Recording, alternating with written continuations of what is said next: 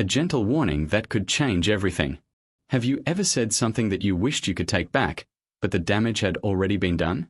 Have you ever trusted someone with a little piece of your story, only to realize later that they used it not to understand you but to judge you? If you're between the ages of 50 and 80, I'd like to invite you to sit with me for a little while. Not as a lecture, not as a warning, but as a heartfelt reflection. Because what I'm about to share might protect you from unnecessary pain. And it might even help you protect the people you love the most. We often hear the old proverb, disaster comes from the mouth. But the truth is, we rarely understand just how deep that wisdom goes. You see, it's not always the cruel, angry words that bring trouble. Sometimes, it's the innocent sharing, the casual confiding, the harmless bragging, the small moment of letting your guard down with the wrong person. And just like that, a door opens, and something precious escapes. In today's message, I want to walk beside you gently, respectfully through 7 deeply personal truths. 7 areas of life that are better kept close to your heart. Not because you should be afraid, but because wisdom knows that what is most valuable is also most vulnerable. So if this message resonates with you, please subscribe to our channel and stay with me until the very end.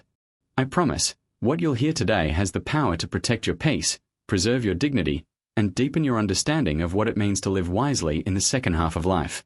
Let's begin. 1.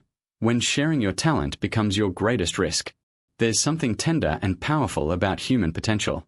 Whether it shows up as intelligence, creativity, physical ability, or emotional insight, talent is one of the most beautiful gifts a person can carry. And yet, when revealed too soon, or too loudly, or in the wrong company, it can also become a target. Many older adults I've worked with over the years have shared the same quiet realization. They say, I used to think my abilities would open doors, but sometimes they open jealousy instead.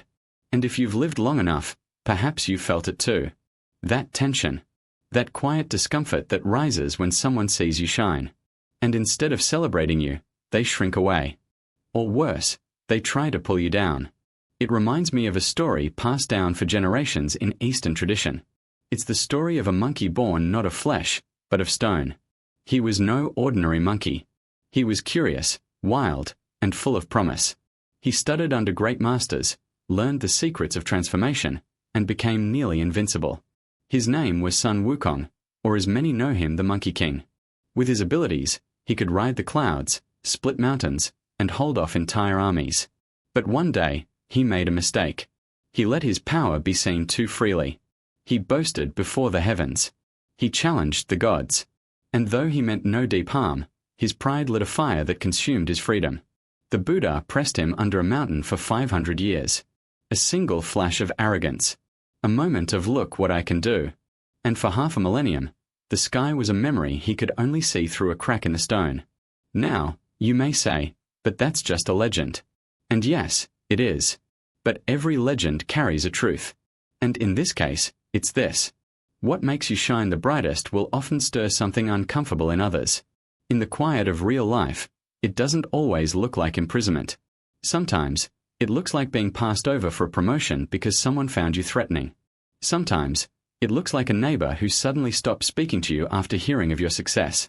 Sometimes, it's a friend who slowly pulls away not because you hurt them but because your growth reminded them of their own stagnation.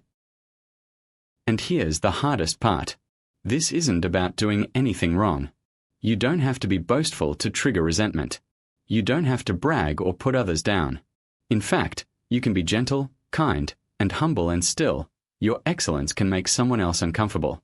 The philosopher K.Y. Hyulam once warned, "The man who relies on his cleverness may fall into the trap of the one who's been watching in silence." And in Western wisdom, we hear a similar echo. Pride goes before a fall. But what they don't always say is that even silent brilliance, if not protected, can attract quiet sabotage. Why is this so? Because we live in a world where people are not only striving to rise, but also quietly measuring themselves against others. And when your light shines too brightly in a room full of insecurity, someone might try to dim it just to feel tall again. It's not fair. It's not right. But it is real. And the wise learn to navigate it not with bitterness, but with discernment. This is not a call to hide your gifts. Far from it. The world needs your wisdom, your experience, your quiet strength now more than ever. But there's a sacred difference between sharing and showing off, between offering and exposing, between lighting a path and lighting a fire in someone's envy. In my years as a coach and counselor for older adults, I've witnessed a pattern. Those who live with quiet dignity, those who know what they're capable of, but don't need to prove it, tend to walk through life with fewer battles. They don't trigger the insecurities of others. They don't spark unnecessary comparisons. They lead with peace, not proof. One woman I counseled, a retired opera singer, told me how she never mentioned her past career in her new community. Not because she was ashamed she had performed in grand theatres across Europe, but because she knew the moment she said it, people would see her differently. The warm conversations would shift. The curiosity would turn competitive. She said, "I want to be known for how I make people feel now, not for who I once was." And I found that wisdom remarkable. There's a humility that only age can teach. It says, "I know what I'm capable of, but I also know when to speak, and when to smile silently." That is not weakness. That is power under control. So let me say this to you, from one heart to another. If you have talents, and I believe you do, don't be afraid to use them. But do be mindful of where, when, and with whom. Don't feel the need to correct every wrong. Don't feel the urge to prove your worth at every turn. Sometimes, the most powerful thing you can do is remain still, while others try to guess how deep your wisdom goes. Remember, mountains don't announce their height. They simply stand. And the wind, no matter how loud, cannot shake the mountain that stands firm in quiet confidence. So today, I gently invite you to reflect. Is there an area in your life where your light might have drawn unnecessary attention? Is there a moment you wish you'd stayed quiet and let your actions speak? Are there talents you hold close now, not out of fear, but out of care? Your gifts are precious. They are sacred. And like anything sacred, they deserve protection. Not everyone who listens deserves to hear. Not everyone who watches wants the best for you. But the good news is, when you walk in wisdom, when you speak with thoughtfulness, when you choose to let your life be the message rather than your words, you reclaim your power. Because dignity is not in shouting your value. It's in living it so clearly, so calmly, so gracefully, that others feel it without you having to say a word. That is the wisdom of knowing when to share, and when to be still. That is the quiet strength of age. That is the mark of a truly seasoned soul. And as we continue this journey together, I hope you'll carry this message in your heart. You don't need to hide. But you don't need to expose everything either. Let your worth be felt, not flaunted. Let your brilliance shine through your presence, your kindness, and your quiet mastery.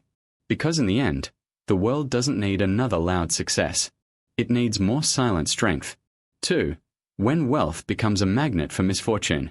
There is a quiet dignity in living well. Not extravagantly. Not loudly. But well. With comfort, security, and the ability to meet your needs without fear. Many people spend their entire lives working for this kind of stability, saving a little here, sacrificing a little there until they reach the point in life where money no longer screams, but simply whispers, "You're safe." But I've come to learn something sobering after working with older adults for many years. Wealth, when mishandled not in how it's spent, but in how it's spoken about, can become one of the most dangerous things a person possesses. Not because money itself is evil, but because money awakens what lies hidden in other people's hearts. Let me explain. There's a story from ancient China, during the Western Jin dynasty. A man named Shi Chong was known throughout the land not just for his enormous wealth, but for how loudly he flaunted it. He had silk embroidered with gold, meals that lasted for days, and parties that turned cities into playgrounds. He believed that if you had something beautiful, you had to show it. And if someone challenged your riches, you simply doubled them just to prove your point. There was another man at that time, Wang Kai, who was also rich, also powerful. They competed in luxury. Who had the bigger feast? The grander horse? The more lavish garden?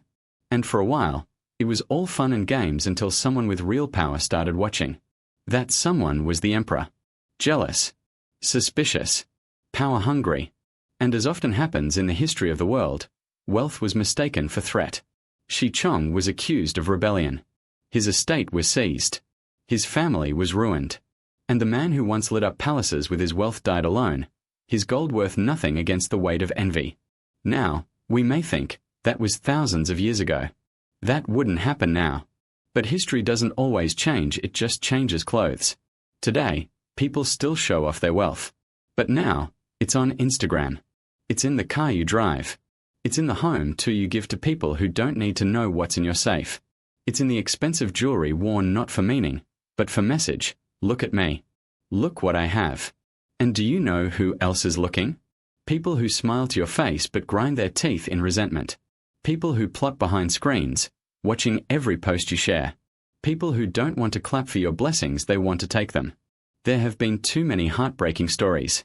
Stories of seniors whose homes were broken into after they casually mentioned on Facebook that they won a prize. Stories of older women robbed in parking lots after church because they wore a necklace that glittered a little too brightly. Stories of elderly couples targeted for scams because they looked like they had money. You see, the world is not as innocent as it once was. And not every audience is safe. Even within families, wealth can create rifts. I have seen siblings turn on each other when they believe mom or dad is favoring one over the other with inheritance. I've seen adult children pressure their aging parents to move out of the family home just so they can sell it. I've sat across from weeping mothers who said, "All I did was give. And now they treat me like a bank." Let me be clear. It is not wrong to be wealthy. It is not wrong to live comfortably. But it is unwise to assume that everyone around you has a clean heart. Wealth has a way of exposing people. It reveals not just what you can afford, but what others think they deserve from you. And when you make it a habit to talk too openly about your assets, to post pictures of your new furniture, to mention what you spent on your cruise, you may unknowingly be inviting danger into your home. There is a reason ancient wisdom teaches. A full cup invites the spill. A loud coin draws the thief. A client of mine, an older gentleman in his 70s, once told me how he learned this the hard way. After retiring from his business, he bought a beautiful lake house. Proud of it, he invited everyone, neighbors, old co-workers, extended family to come visit. He posted photos, shared every detail. He felt loved, admired, important. But over time, he noticed the energy shifting. Some people stopped calling. Others only called to ask for favors. His own nephew asked for a loan, and when refused, began spreading rumors. Then came the burglary. No forced entry. No broken glass. Just knowledge. Someone knew the codes. Knew the layout. Knew when he'd be out of town. He told me, "I thought sharing my blessings would build connection. But all it did was expose me." And those words still sit heavy in my heart. So what should we do? Should we hide? Should we live in fear? No. But we should live with wisdom. If you're blessed with financial comfort, that's a beautiful thing. But true wealth is not just about what you have, it's about how safely you hold it. And sometimes, silence is the strongest security system you'll ever install. The people who truly love you don't need to know what your bank account looks like. They care about your presence, not your possessions. And if someone only respects you when they think you have money, that was never respect. That was hunger in disguise. There is also a deeper spiritual truth here. Money, when used well, becomes a tool for generosity, for freedom, for peace. But when used as a mirror for pride, or a ladder for ego, it traps you. It creates a performance you have to keep up. And that performance drains your joy. True peace comes not from proving you're successful, but from not needing to. Let me tell you something I tell many of my older clients. Your value has never been measured in dollars. Not when you were young. Not now. And not ever. Your legacy won't be the home you lived in or the car you drove. It will be the conversations you had, the love you gave, the memories you built, the laughter you shared around the dinner table, and the quiet wisdom you left behind when you were gone. So I gently ask you today, are you wearing your wealth too loudly? Are you mistaking admiration for trust? Are you unknowingly feeding the wrong energies with your openness? You deserve to feel safe. You deserve to enjoy what you've earned. But you also deserve to be surrounded by people who love you, not your wallet. So here's the truth. Not everyone needs to know how much you have. Not every dinner guest needs a tour. Not every photo needs to be posted. Not every blessing needs to be broadcast. Let the richness of your life be felt in your presence, not in your possessions. And remember, quiet wealth is the most powerful kind, because it doesn't attract thieves. It attracts peace. 3. When showing off your children puts them at risk. There are few things more sacred in this life than a parent's love for their child. It is fierce. It is unshakable. It is quiet, yet louder than anything else in the heart. And for most parents, especially in later years, watching your children or grandchildren grow and succeed is one of life's purest joys. You beam with pride when they get promoted, graduate, or simply smile in your direction. It's natural to want the world to see the beauty you see in them. But what if that loving instinct so innocent, so human could unknowingly open the door to harm? We live in a world where privacy is shrinking. A world where the photos of our children are no longer kept in wallets, but shared instantly with hundreds, even thousands of people online. Where milestones are posted, achievements are broadcast, and faces, names, locations, all become public without a second thought. But here's the truth no one likes to say out loud. Not everyone who sees those pictures has good intentions. I once worked with a grandmother named Elaine. She was deeply proud of her 6-year-old granddaughter, Lily. Every week, she posted photos Lily at the park, Lily eating ice cream, Lily in her school uniform. Her captions were full of joy, and the comments rolled in. She's so beautiful. She has your eyes. What a smart little girl. Elaine told me that reading those compliments made her feel seen. It validated her role as a loving grandparent. It made her feel like she was sharing happiness. But then one afternoon, something happened that changed everything. Elaine received a private message from a stranger. It included a photo of Lily, one she hadn't posted. It had been taken from a distance, at Lily's school playground. The message said, "She's so lovely. I see her often." Just like that, the bubble burst. The pride turned into panic. The joy became fear. Elaine had never imagined that her act of love could become a breadcrumb trail for someone with bad intentions. Thankfully, nothing worse happened. The authorities intervened. The man was stopped. But the emotional damage had already been done. Elaine no longer felt safe sharing. And she realized something heartbreaking. Her desire to show her granddaughter to the world had also shown the world where to find her. Now, I don't share this story to scare you. I share it because it's not rare. In fact, law enforcement professionals have been warning about this for years.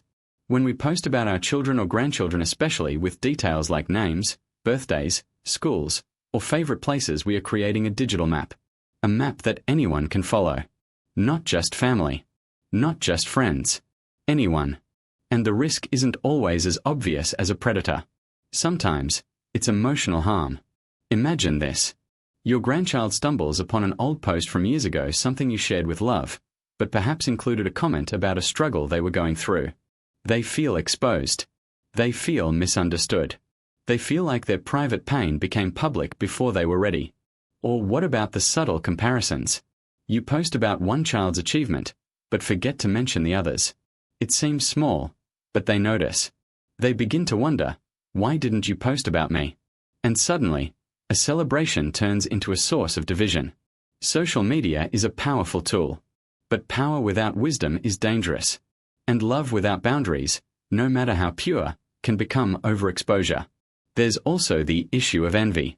We might think that posting about our children's success is harmless.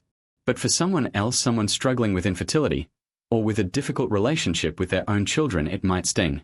And though they may never say it out loud, that sting can turn into silent resentment. Resentment that, over time, distorts the way they see you. I say this gently, not to shame, but to awaken.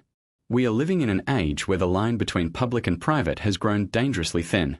And as older adults, we carry a responsibility to model restraint, to honor the privacy of those we love, and to protect them not just from the world, but sometimes from our own well-meaning impulses. The Jewish people, known for their wisdom and generational strength, have a saying: "The blessing of a child is not for the world to admire, but for the home to cherish." They rarely post their children's faces online. They believe in protecting innocence, not hiding it, but shielding it. They know that what's sacred loses value when it's made too public. And I believe they're right. Children are not trophies. They are not props. They are not reflections of our worth. They are their own people, with their own stories. And even if they are too young to speak now, they will one day ask, "Why did you share so much of me with strangers?" So how can we show love without overexposure? We start by pausing. Before every post, we ask, does this honor their privacy? Is this truly necessary? Am I sharing out of joy, or out of a need to be seen? We remember that not all admiration is harmless. That even the sweetest photo can be copied, saved, misused. That once something is online, it's never really gone. And most of all, we remember this. Love does not always need to be shared to be real. Some of the most profound expressions of care happen in quiet moments. A whispered prayer, a handwritten letter, a simple afternoon spent together, phones put away. You don't need likes to validate your love. You don't need comments to prove you're proud. Your child or grandchild will feel it in your eyes, in your voice, in your presence. That's the love they will remember. So I offer you this gentle invitation. Step back. Choose privacy over publicity. Choose presence over performance. And protect what matters most. Because one day, they will thank you. Not for the photo you posted, but for the safety you preserved. For the dignity you upheld. For the trust you kept without even being asked. That is the legacy of wise love. Quiet, thoughtful, lasting. And it begins with you. 4. When flaunting your connections leaves you isolated. There's a certain pride that comes from knowing important people. Maybe it's an old classmate who became a senator. Maybe it's a former coworker who made it big. Or perhaps it's someone you once helped along the way, who now sits in a place of power. We feel a sense of affirmation when we are able to say, I know them. It makes us feel seen, valued, included. It's human. But as with many things in life, what begins in warmth can without caution end in cold silence. Because when relationships become tools for validation instead of vessels of trust, something dangerous happens. We start treating people as trophies. And in doing so, we risk turning precious bonds into empty performances. I once knew a man named Charles. In his younger days, he was well connected, especially in business circles. He had handshakes with governors, lunches with diplomats, and his name appeared on donation walls across the state. But as he aged, something shifted. He began introducing himself not by who he was, but by who he knew. Every conversation started with a name drop. Every story ended with a mention of influence. At first, people smiled. They were impressed. They leaned in. But over time, something subtle began to change. People stopped inviting him. They avoided deeper conversation. Because while Charles had many contacts, he seemed to have lost touch with humility, with connection, with himself. One day, Charles was accused of misconduct in a business deal gone sour. His name was smeared in the press. He expected support. Expected his important friends to come to his defense. But none did. Not one. He told me, with tears in his eyes, I thought they'd stand by me. But I realized they weren't really friends. I was just convenient when things were good. And that's the quiet tragedy of flaunting relationships. It looks like strength, but it weakens the very trust those bonds were built on. Because no one, no matter how powerful, likes being used. No one enjoys feeling like their name is currency in someone else's pocket. And when crisis comes, as it always does in life, the relationships built on performance crumble, while those built in silence endure. In many cultures, there's a deep respect for discretion. The wise man is not the one who tells you who he knows is the one who lets his character speak first. And when others see his integrity, they are more likely to trust his associations as genuine rather than strategic. We must remember that true friendship, true community, is not about leverage. It's about presence. It's about walking together in storms, not just posing together in sunshine. I've seen this mistake made even more frequently in the digital age. Someone takes a photo with a public figure and immediately posts it online with exaggerated captions. Not because they want to celebrate a memory, but because they want to prove something. And that proof, while it may earn them attention for a moment, often costs them quiet respect in the long run. I say this not to shame, but to illuminate. If you've ever used your relationships to open doors, that's not necessarily wrong. Networking, after all, is part of how the world works. But the difference between wise networking and foolish flaunting lies in intention. Are you building bridges or standing on someone else's shoulders to feel taller? There's an old Chinese proverb that says, at home, rely on parents. Outside, rely on friends. It speaks to the importance of social connection. But it also carries an unspoken truth. Those relationships must be nurtured, not displayed. The moment we start measuring our value by who returns our call or remembers our name at a conference, we've already started drifting away from inner worth. And what about the other side of this coin? What happens when someone close to you, a spouse, a sibling, a child, becomes successful? It's tempting to share it, to speak proudly of their accomplishments. And yes, there is joy in that. But here's the question. Are we celebrating their success for them or for what it says about us? There's a subtle but powerful difference between honoring someone and using someone's success to boost our own self-image. The former uplifts. The latter depletes. I once spoke with a retired teacher named Miriam. Her daughter had become a renowned doctor. People often praised Miriam for raising such a brilliant child. At first, she smiled and received the compliments. But over time, she noticed something. Whenever her daughter visited town, people swarmed her not to know her, but to be associated with her. Old friends who hadn't spoken to Miriam in years suddenly wanted to catch up, but only if her daughter was around. Miriam told me, I realized I had made my daughter's success my identity. I talked about her so much, I forgot to talk about me. And now people only call when they want a favor. That's the danger.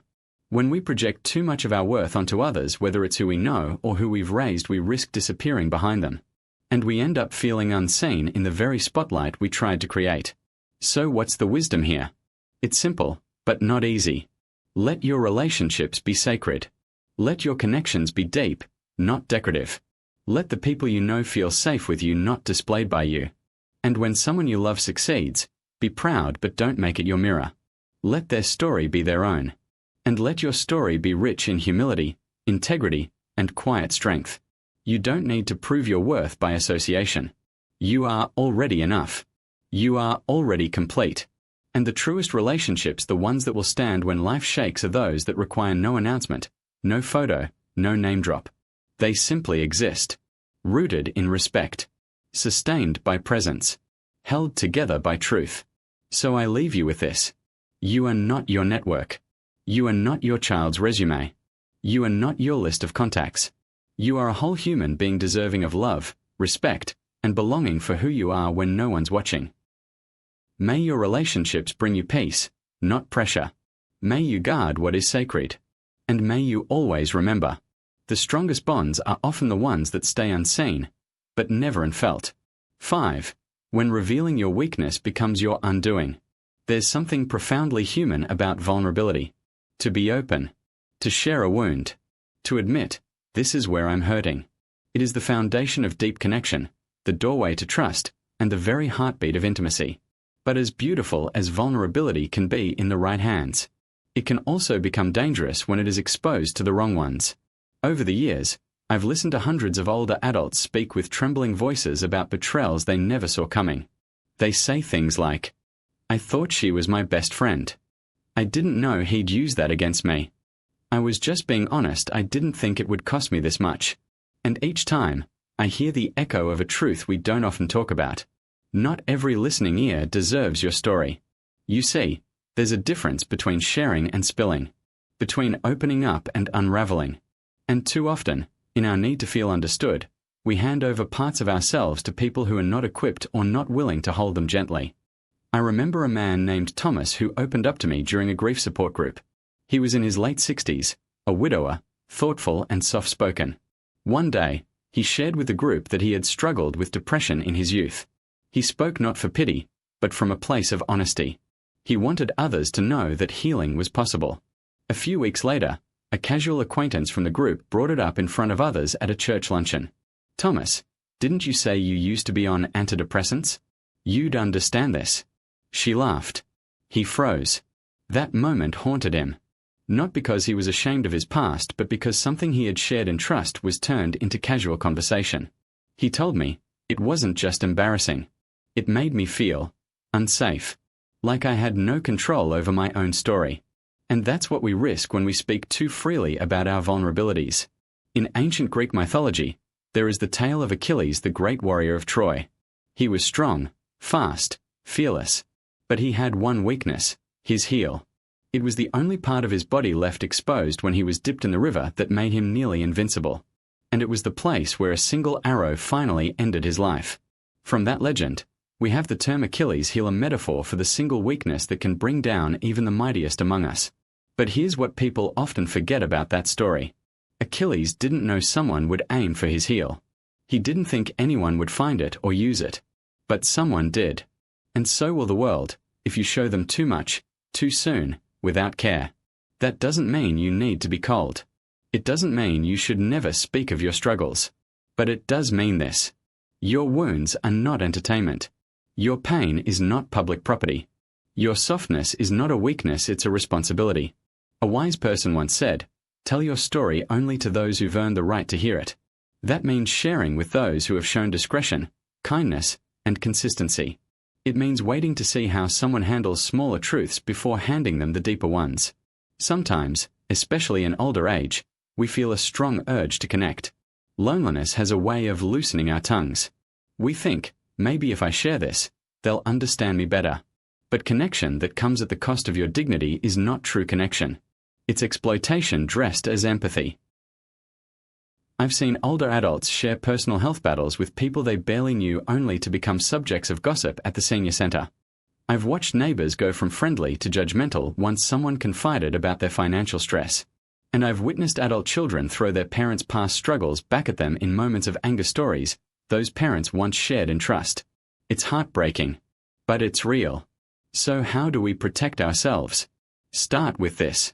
You do not owe anyone your vulnerability. Not everyone who asks how you are deserves the real answer. Not everyone who looks like they're listening is doing so with love. And not everyone who promises to keep your secret intends to. Boundaries are not walls. They are fences with gates. And you get to decide who comes in. One woman I deeply respect, named Diane, has a simple rule. She calls it the 3-season test. If someone has not walked with her through at least 3 seasons of life joy, sorrow, and stillness, then she does not share deeply with them. She says, if they haven't sat with me in winter, they don't get to walk with me in spring. I found that beautiful. Because it reminds us that depth is earned. And sacred things like trust, and truth, and tenderness must be guarded with care. Let me also say this. You are not weak because you have struggles. You are not less worthy because you carry pain. But you are wise when you choose where that pain is placed. Sometimes, the safest place for your vulnerabilities is not another person but a journal, a prayer, a quiet walk in nature. And when you do choose to speak, do so not from desperation, but from discernment. Ask yourself, does this person know how to sit with pain without trying to fix it, judge it, or spread it? Have they honored my smaller truths before? Do I feel lighter after talking to them or heavier?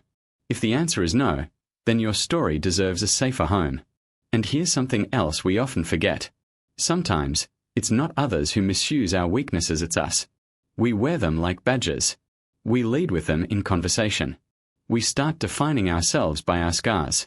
But you are not your mistakes. You are not your lowest moment.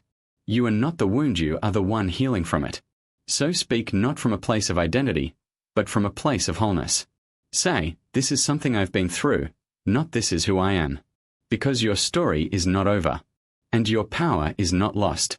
It's waiting quietly beneath your restraint. In closing, let me say this. Your heart is not a stage. Your pain is not a performance. And your weakness, when held with wisdom, becomes the foundation of deep strength. You have the right to remain private. You have the right to protect your peace. And you have the right to speak only when you feel safe and seen. The world may not always understand that. But your spirit will. And in the end, that's the only approval you'll ever truly need. 6. When sharing family conflicts with outsiders breaks the bond forever. There are few places more sacred than family. It's where we form our first identity. It's where we learn to love, to forgive, and to struggle. It's where our greatest joys and deepest wounds are often born. But for many, as the years pass, the family home is no longer filled with warmth, it is thick with silence, misunderstanding, and pain left unsaid. And in those moments of frustration, when emotions boil over and understanding feels far away, there's a temptation. A quiet one. A very human one. To speak. To vent. To confide in a friend, a neighbor, a colleague at church, a cousin far away. To say, I can't take it anymore. Let me tell you what my son did. Let me tell you how my daughter disrespected me. Let me tell you how my spouse no longer listens. It feels harmless at first. Maybe even healthy. And in the right setting, with a trusted counselor or a therapist, it can be. But when we bring family matters into casual conversation, when we carry our domestic frustrations into public space, something dangerous begins to happen. We trade temporary relief for long-term regret. I once worked with a woman named Evelyn. She was in her 70s, a mother of 4. One of her sons, Robert, had grown distant in recent years. They had a falling out over money, then over politics, then over something as simple as where to spend the holidays. And each time, the tension grew. Feeling heartbroken and angry, Evelyn began sharing her frustrations with the women in her social group. She didn't mean harm. She just needed to be heard. And at first, it felt good. The women nodded. They sympathized. They said things like, "He should know better. You raised him better than that. You don't deserve this." But soon, the whispers started. At church, someone pulled Robert's wife aside. "I heard things have been rough between him and your mother-in-law." At the grocery store, a neighbor asked Evelyn if she had spoken to her disrespectful son yet. And just like that, what had been a private rift became a public headline. The damage was done. Robert found out. Not from Evelyn, but from the echo of her words in other people's mouths. And that hurt deeper than the argument itself. He stopped calling. He stopped bringing the grandchildren to visit. And Evelyn was left with what she never wanted: silence. She told me later, "I thought I was just sharing to feel better. But I ended up building a wall I can't climb back over." This is not just Evelyn's story. It's a quiet pattern I've seen repeat in families everywhere. Because when we bring our pain to people who aren't part of the healing, we unintentionally make the wound worse. Family conflicts are not entertainment. They are not small talk. They are sacred struggles, and they must be handled with sacred care. We must remember, every time we share a private moment, an argument, a mistake, a vulnerability, we are giving others a piece of someone else's humanity, without their permission. And once spoken, those words cannot be retrieved. More than that, we risk shaping how others view the people we still love. You may be angry at your son today, but what happens when you reconcile? Will your friends still respect him the same way? You may be disappointed in your spouse right now, but what happens when forgiveness comes? Will others still hold him in your arms or only in their judgment? In our need to process pain, we must not forget, relationships heal faster in private than under public scrutiny. There's an old parable that tells of a man who tore a feather pillow open in the middle of a windy field. Later, he felt regret and went to the wise one in the village to ask how to fix it. She said, "Go back and collect every feather." He said, "That's impossible." She replied, "So it is with words. Once spoken, they fly beyond your control. What we say in pain can travel farther than we ever meant, and the consequences can last far longer than the anger that caused them." Now, you may ask, but what if I need to talk to someone? I'm human. I need support. And you're right. We all need spaces to speak freely, to cry, to unpack the weight we carry inside. But there's a difference between speaking to someone for healing and speaking to spread blame. There's a difference between seeking clarity and sowing discord. There's a difference between quiet counsel and public criticism. I encourage older adults to choose their confidants carefully. Find 1 or 2 people, not 10, not 20, who have earned your trust over time. People who will hold your story with tenderness and confidentiality. People who will never weaponize your words or turn them into gossip. And if you can, speak directly to the person involved. If your child has hurt you, tell them gently, clearly, privately. If your spouse has disappointed you, find a calm moment and share, not to blame, but to reconnect. If there's distance, bridge it with presence, not stories passed through others. Because in the end, most family relationships don't break from one big betrayal.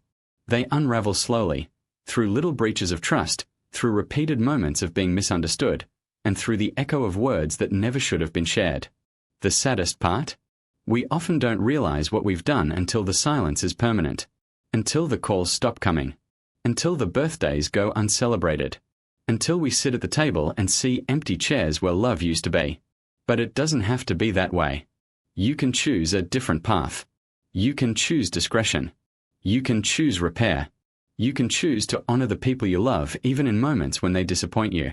Because love doesn't mean never being hurt. It means refusing to hurt back in ways that can't be undone. So the next time your heart aches from a family conflict, pause. Take a breath. Write in a journal. Go for a walk. Pray. Call a therapist. But protect your family's dignity as fiercely as you want your own protected. Let your home be a place where struggles are handled with care, not broadcast for comment. Let your relationships be strong enough to hold pain privately. Let your voice speak healing, not harm.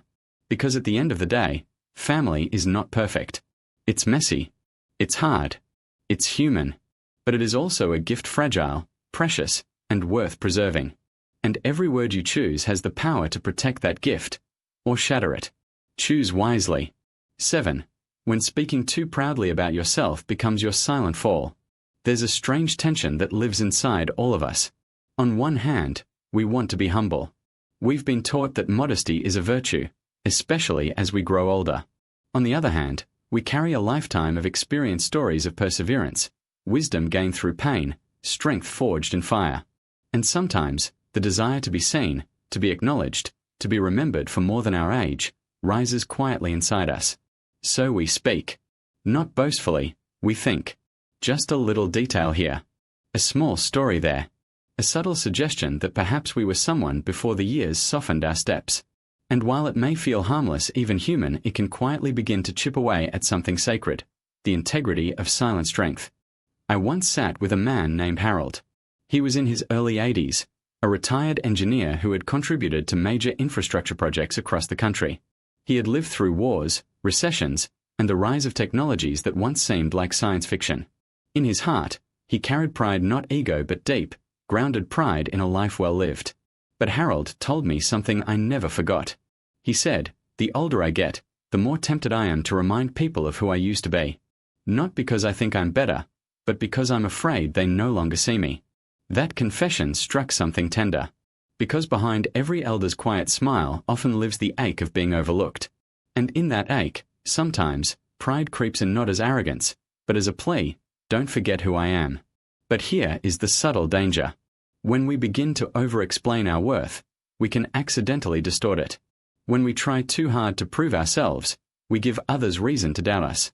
When we speak too often of what we've done, people begin to question what we are doing now. There's an ancient parable that illustrates this beautifully. It's the story of a frog and two wild geese. As autumn approached and the weather began to cool, the geese prepared to migrate. The frog, jealous of their freedom and desperate to be admired, begged them to take him along. "But you cannot fly," the geese said. "I have a plan," the frog insisted. He proposed that the two geese each hold one end of a sturdy reed in their beaks while he clung to the middle with his mouth. That way, they could fly together. The plan worked. Villagers below looked up in or as they saw a frog soaring through the sky. They marveled at the unusual sight, pointing and cheering. But the frog, unable to resist the praise, opened his mouth mid-air and cried out, "It was my idea." The moment he spoke, he lost his grip and fell to his death. What a tragic metaphor. He couldn't help himself. He had to be recognized. And in doing so, he lost everything. The story may be simple, but its truth is eternal. Sometimes the need to be acknowledged can cost us more than the silence ever would have. Now, you might say, "I've earned the right to speak of my life." And you have. You absolutely have. But the wisest elders I know don't use their past as a badge, they use it as a compass. They don't lead with, "I once." They lead with, "How can I help you now?" Their strength is not in how loudly they remind others of their greatness, but in how quietly they carry it into every room. Because real strength never needs to announce itself. Real wisdom doesn't raise its voice. And real dignity never begs for validation. Think about the people you admire most. The ones who changed your life. Was it their resume or their presence? Was it what they said about themselves or how they made you feel? True impact doesn't shout. It leaves a lasting impression, even in silence. There's also another cost to self-promotion we rarely discuss: resentment. People are rarely drawn to those who speak too highly of themselves. Even if what's said is true, repeated self-praise can make others feel small, unseen, or worse, dismissed. And as we age, especially in family and community settings, our words hold more weight. A casual remark about how things used to be better when I was in charge, or "no one today works as hard as we did," can come across not as wisdom but as arrogance. The result? Disconnection. The very people we want to respect us begin to pull away. Not because we've lost value but because we've lost humility. And this is where I offer a gentle invitation. Instead of telling people who you are, show them who you are. Show them your calm in chaos. Show them your patience in frustration. Show them your willingness to listen, even when you've heard it all before. Because nothing commands more respect than a person who could speak of their greatness but doesn't need to. Let your dignity speak louder than your resume. Let your generosity replace your credentials. Let your humility become your legacy. And if the ache to be seen rises up, acknowledge it with tenderness. It's okay to want to feel valued. It's okay to want to be remembered. But remember this. You are not disappearing just because you're growing quieter. You are not fading just because you're choosing presence over pride. You are not being forgotten when you choose to let others shine. You are becoming something deeper, something richer, something rarer. You are becoming a person of depth, a person whose power no longer needs performance, a person whose silence carries more wisdom than 1,000 declarations. So I invite you lovingly, respectfully to pause the next time you feel the need to explain yourself, to prove your worth, to defend your past. Instead, breathe, smile, stand in your truth, and let your quiet be enough. Because the world may not always reward humility in the moment, but over time, it will come to cherish it. And those who know you deeply, those who walk with you through the seasons, they already see the greatness you carry without a word needing to be said. If you've made it this far, thank you. Not just for watching, but for listening with your heart. Not just for hearing these messages, but for holding them gently, as if each word were a mirror, quietly reflecting something you've always known. You've walked with me through 7 quiet invitations. To hold your talents with grace, not for applause. To carry your wealth in silence, not for display. To protect your children with wisdom, not with pride. To honor your relationships without turning them into performance. To guard your weaknesses as sacred ground. To keep your family struggles safe inside your home. And to let your character, not your words, speak of your worth. These are not easy truths. They require courage. They ask you to lay down pride and pick up something softer, something wiser. But I believe in you. Because if there's one thing I've learned from walking beside thousands of older adults, it's this. The final chapters of life are not about decline. They are about deepening. Aging is not a loss, it's a return. A return to what matters. A return to who you've always been beneath the noise. And from that quiet place, something beautiful happens. You stop grasping. You stop defending. You stop rushing. And in that stillness, you begin to see. Your presence is enough. Your dignity is intact. Your life is already full of value even if no one is clapping. So I leave you with one final thought. In a world that celebrates the loudest voice, the boldest claim, the most polished image, there is a quiet kind of power that will always endure. It is the power of restraint. The power of discretion. The power of living so wisely, so gracefully, so kindly, that your life speaks for itself even when your mouth is closed. If today's message spoke to you, I invite you to do something gentle, something meaningful. Subscribe to this channel not just for more videos, but to continue walking this quiet path of reflection together. Share this message with someone who needs to be reminded that silence is not weakness, it is wisdom. And if you feel moved, leave a comment below. Tell me, which message stayed with you? What truth did your heart recognize today? Your words may help someone else feel less alone. And as always, I hope you'll stay connected. There are more stories ahead. More lessons. More reminders of who we are when the world stops shouting and we begin to listen. Thank you for being here. Thank you for being open. And may your days ahead be filled with quiet confidence, peaceful strength, and the deep joy of knowing what to keep close and what to let go. Take good care of yourself. And don't forget, follow us for more heartfelt reflections like this one. There is wisdom waiting in every video. Wishing you a beautiful day filled with clarity, kindness, and all that truly matters.